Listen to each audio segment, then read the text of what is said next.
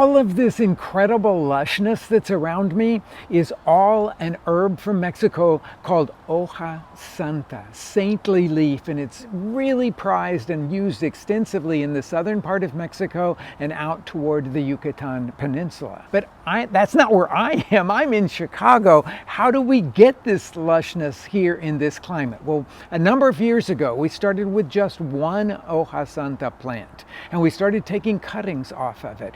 And we found that they rooted really easily, and we were able to reproduce many Hoja Santa plants.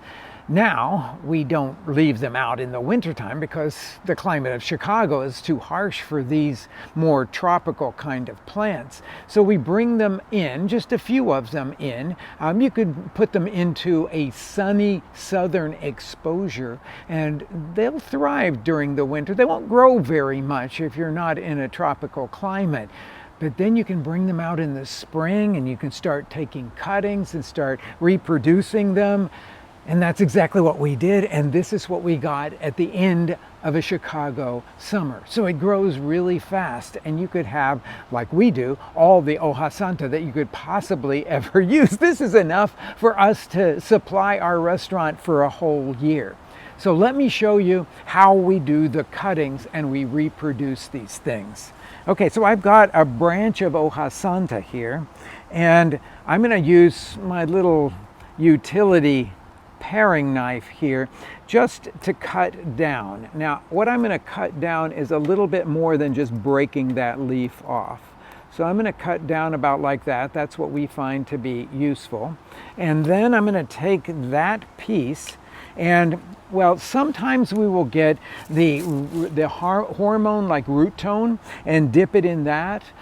But we haven't really found that it's all that useful anymore. It seems like that these plants are vigorous enough that they can just root by themselves if I just put the thing down into some really damp potting soil. Now, really damp potting soil, and then put that down around there like that.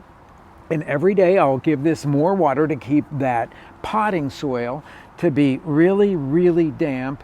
And within a week, maybe 2 weeks sometimes, the plant or the leaf will have rooted and then it will just start growing.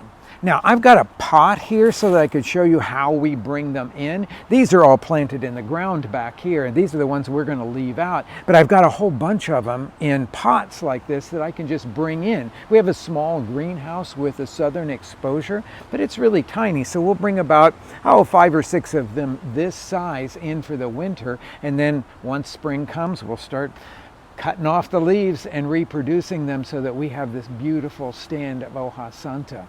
It's one of my favorite flavors, but if you've never had it, I have to tell you what it tastes like. So in southern Texas, it grows really wild. All along the San Antonio River walk, you will find this stuff growing wild. They don't really use it in any cooking, which people in Mexico just don't understand at all, because it has this wonderful, slightly anise-like flavor. In fact, in Texas, they call it sarsaparilla plant because it reminds them of old-fashioned root beer that is flavored with sarsaparilla. I hope you'll get one. There's a lot of online sources. We'll put it in the notes where you can get these Hoja Santa plants, and I hope you'll try growing one yourself. I find them incredibly delicious and really rewarding to grow.